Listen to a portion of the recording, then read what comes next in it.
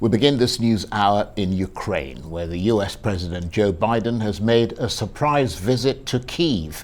He met President Zelensky on the day Ukraine commemorates the deaths of more than 100 people in anti-government protests 9 years ago. The unannounced trip comes just days ahead of the first anniversary of Russia's invasion. At a joint news conference, Mr. Biden said the US will provide Ukraine with a new military aid package worth $500 million. President Zelensky said Mr. Biden's visit mattered so much to the Ukrainian people and that Russia had no chance of winning the war.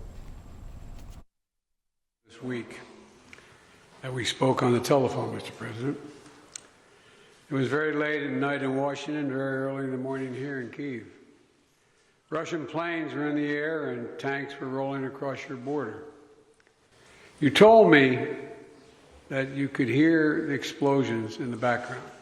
I'll never forget that. And the world was about to change. I remember it vividly, because I asked you next, what is there, Mr. President? What can I do for you? How can I be of help? And I don't know if you remember what you said to me, but you said, and I quote, "Gather the leaders of the world, ask them to support Ukraine." And you said that you didn't know when we'd be able to speak again. That dark night, 1 year ago, the world was literally at the time bracing for the fall of Kyiv. Seems like a lot longer ago than a year, but think back to that year. Perhaps even the end of Ukraine. You know, 1 year later, Kyiv stands, and Ukraine stands. Democracy stands. The Americans stand with you, and the world stands with you.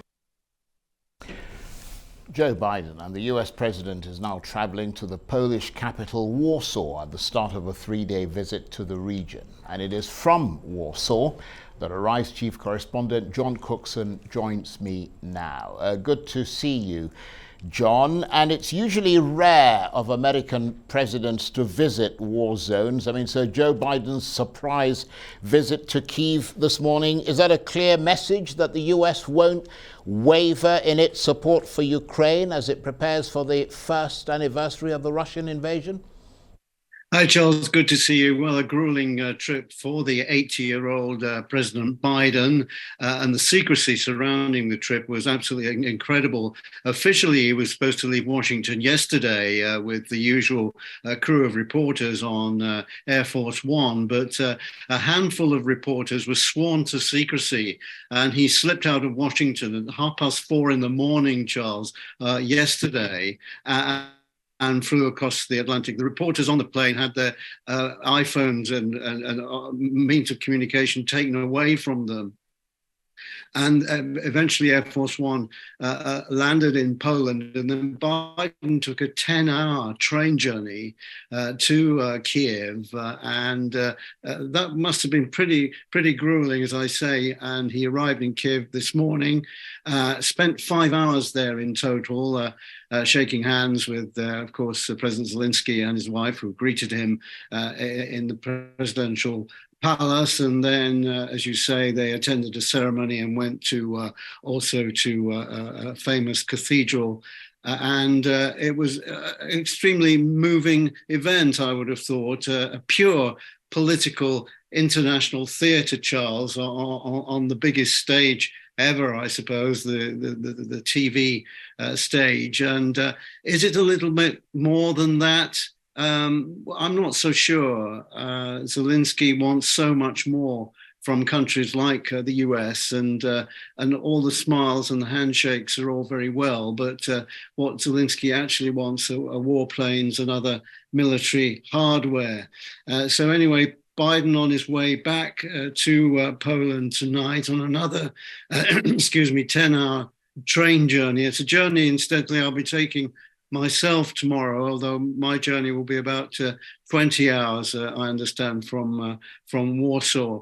A major event, surely historic, if you like. Biden visiting a war zone, as you say. The presidents have gone to war zones in the past. Bush went to Iraq, Afghanistan. Trump went to Afghanistan. I mean, presidents do it from time to time. But this comes at a pivotal moment, I think, in the East European conflict that's been waged in this area. Some war fatigue perhaps setting in America, and yet Zelensky needing all this military hardware from Western countries to try to defeat the Russian onslaught. Charles.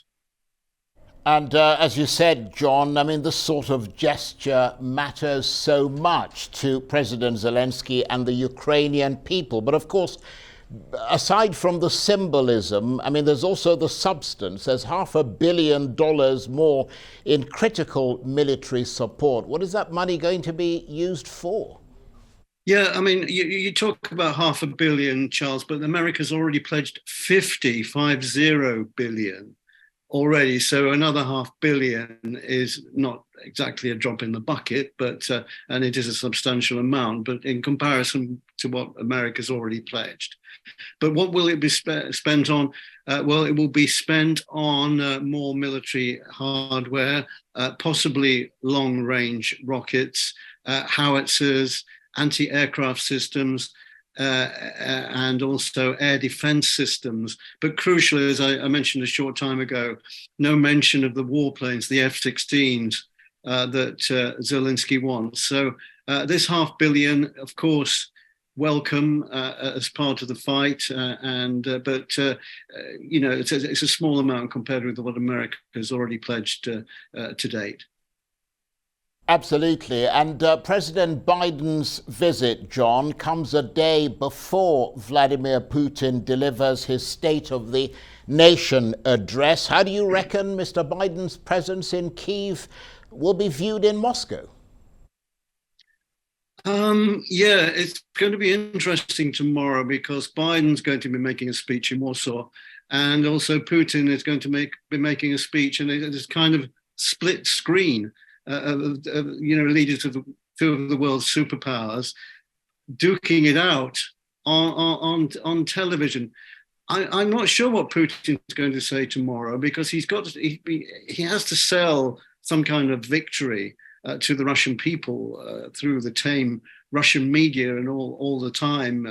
You know, he's been speaking about the bravery of the Russian troops, but you know, in terms of land acquired, he certainly hasn't taken Kyiv, as we know. He tried at the start of the war and failed and got kicked out. He tried in the east and got kicked out. In the south, I mean, they're making gains village by village, the Russians, but by no means can Putin say that he's captured the whole of the Donbass region. It just hasn't happened. So I'm not sure what story Putin's going to tell to the Russian people tomorrow. For sure, he'll focus on the wicked West and the fact there's, in his words, a Nazi regime in Kiev which has to be defeated. But in terms of victory, Putin has got nothing to boast about and to tell the Russian people. So it'll be a very interesting speech tomorrow. John, thanks very much indeed, and thank you for the moment, because we will obviously be in touch with you as you travel through that region. John Cookson, Arise Chief Correspondent, talking to me from the Polish capital, Warsaw.